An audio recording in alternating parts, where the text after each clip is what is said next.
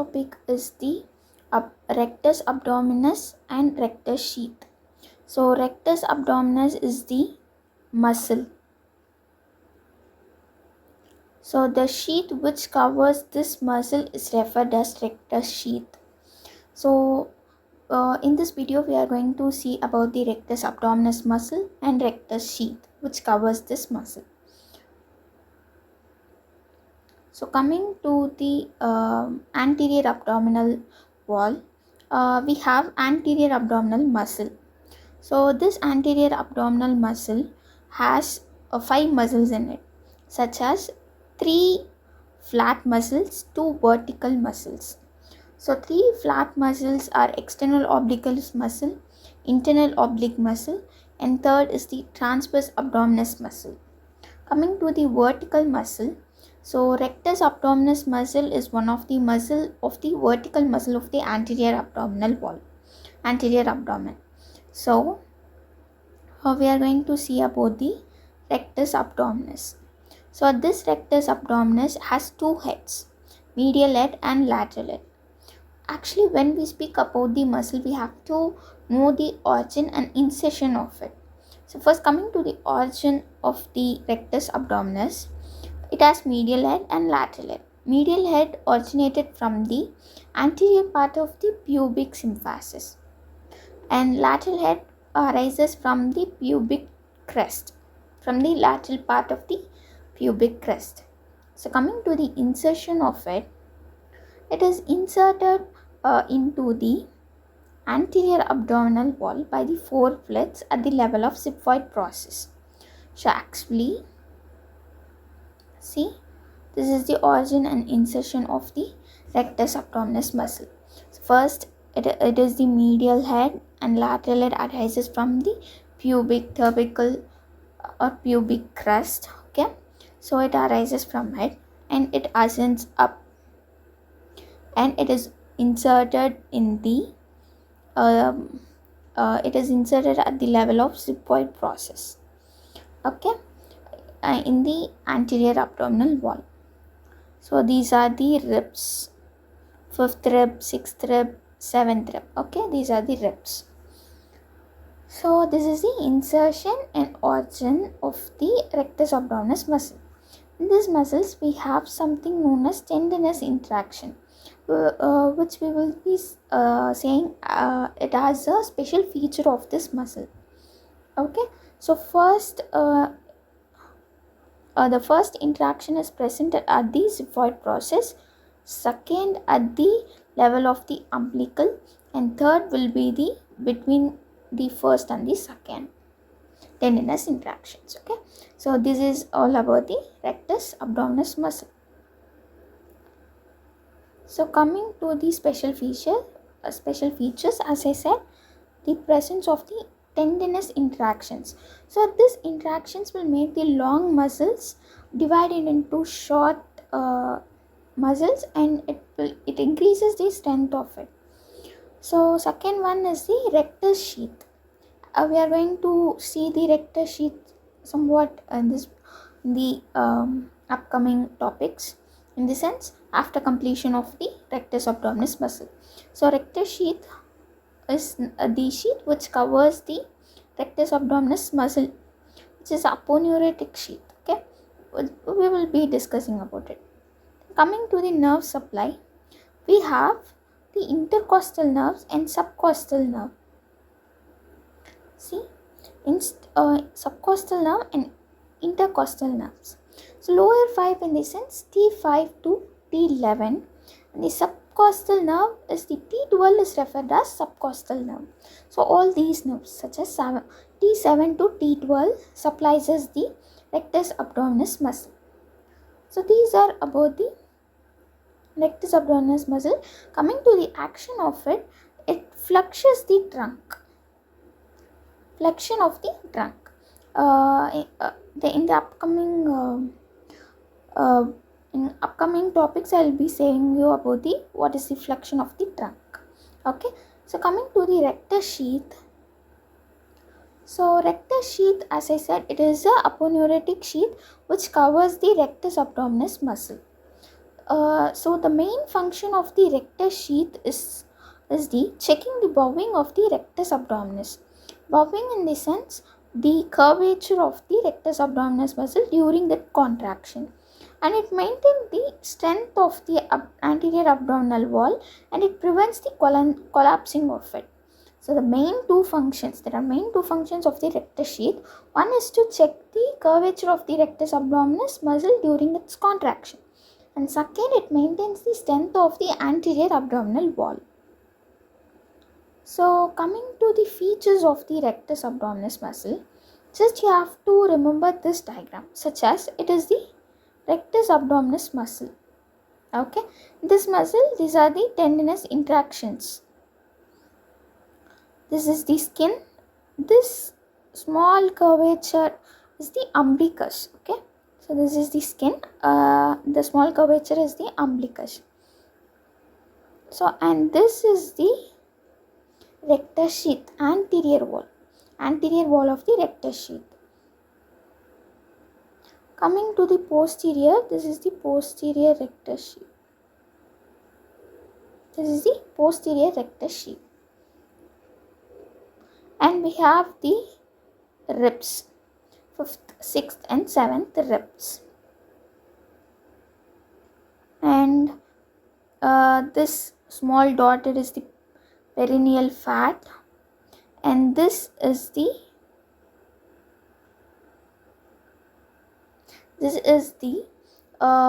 actually it is a fascia transferalis. Okay, and we have the arteries, superior epigastric artery, inferior epigastric artery. Okay, so first feature is that we have to see about the anterior wall and the posterior wall of the rectus sheath. So first, this anterior wall is fully covers the rectus abdominis muscle, whereas the posterior wall does not covers fully, because the upper part of the muscle is directly related to the ribs, whereas lower part is directly related to the fascia, peritoneal fat. Okay, so all those things in the posterior wall.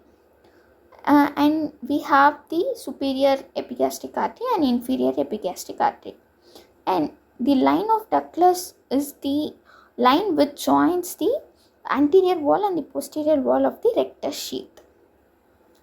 So these are the main features of the rectus sheath, which covers the rectus abdominis muscle.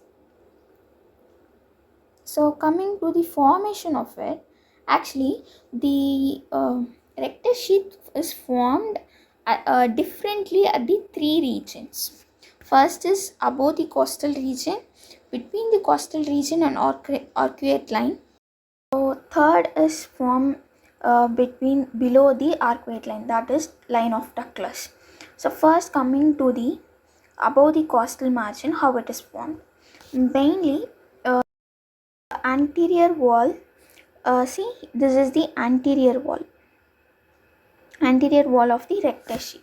So the rectus sheath of the anterior wall above the costal margin is mainly contributed by the external oblique muscle only, and posterior abdominal wall is related to the 5th, 6th and 7th rib. So this is the rectus abdominis muscle. So it is covered by a rectus sheath. So above the costal margin, the external oblique muscle is only involved, and it is formed, anterior wall is formed, whereas posterior wall is related to the 5th, 6th and 7th rib. The posterior wall is not covered with the rectus abdominis muscles above the costal margin, whereas between the costal margin and the line, see, the three muscles are involved: external oblique, internal oblique and transverse abdominis. So the anterior wall is mainly formed by the aponeurosis of external oblique and internal oblique. whereas posterior wall is formed by the aponeurosis of internal oblique and transverse abdominis. See, the aponeurosis of internal oblique is divides into two and covers the anterior and posterior as well. So, in the between the costal margin and arcuate line, this is how the rectus sheath is formed. These together forms the rectus sheath. Okay. So coming to the below the arcuate line. So below the arcuate line, the anterior wall is formed by the aponeurosis of external oblique, internal oblique and transverse abdominis. All the aponeurosis contributes to the formation of the anterior wall of the rectus sheath, whereas below it is directly related to the fascia transveralis and the peritoneal fat just below to the fascia. So the anterior wall of the rectus sheath below the arcuate line is mainly formed by the aponeurosis of three muscles, whereas posterior wall does not covers the rectus abdominis muscle below the arcuate line, whereas it is directly related to the fascia. Okay, so these are the formations of the rectus sheath at the different levels. So coming to the content of the rectus sheath, we have two muscles, two arteries, two veins and six nerves. Six nerves in the sense the nerve which supplies the rectus sheath. Okay. So two muscles, rectus abdominis, pramedialis. These two are the vertical muscles of the abdomen, anterior abdomen. So two arteries as we know, superior and inferior epigastric arteries. Two veins has it superior and inferior epigastric veins and six nerves which supplies the rectus abdominis muscle. What are the nerves which supplies the muscle? Lower intercostal nerves such as C7 to T7 to T11, whereas subcostal nerve T12. Okay. So coming to the clinical aspect. So there are three main clinical significance such as divarication of recti, hematoma of rectus sheath and epigastric of the hernia. First we will see the divarication of the recti. The divarication of the recti. So here you can see the normal abdomen. So this is the normal rectus abdominis muscle. So in this divarication of the recti, so the rectus abdominal muscle gets separated and some of the abdominal content may protrude out. So this can be seen when the woman undergoes multiple pregnancies, which leads to the weakness of the abdomen muscle, and this divarication can be seen in that particular woman. So this clinical magnification is known as the divarication of the recti. So coming to the rectus sheath hematoma in the sense which is related something which is related to the blood. So rectus sheath hematoma is nothing but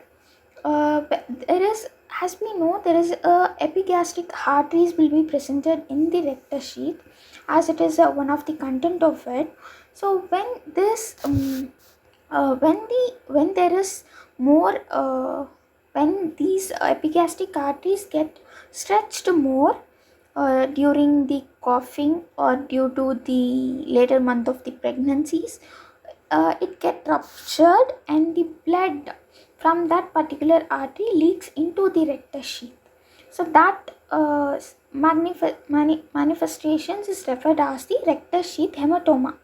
So this hematoma is normally confined to one of the rectus sheath. As we know, the rectus sheath, the rectus muscle actually, the rectus muscles is running vertically along the line alba. So the line alba separates the rectus muscles into two. So during this hematoma, rectus sheath hematoma, blood is confined only to the one side of the rectus sheath. Here you can see. So this is the whole rectus sheath, rectus sheath, rectus muscle is presented, but the blood is occupied only to the one side of the rectus sheath. Only one side of the rectus sheath is affected. So this is known as rectus sheath hematoma. So coming to the epigastric hernia in this sense something which protrudes out. So here you can see this is the epigastric hernia. So normally epigastric hernia can be seen when the woman undergoes multiple pregnancies, or in a chronically ill children we can see this epigastric hernia. And when the interabdominal pressure increases, the extraperitoneal fat. So this is the extraperitoneal fat. So this extraperitoneal fat protrudes outward and drags it drags out the peritoneal sac, which contains the greater omentum. So it's dragging out, which gives this swelling appearance. Appearance in the epigastric hernia. These are the clinical applications which is related to the rectus sheath. Thank you.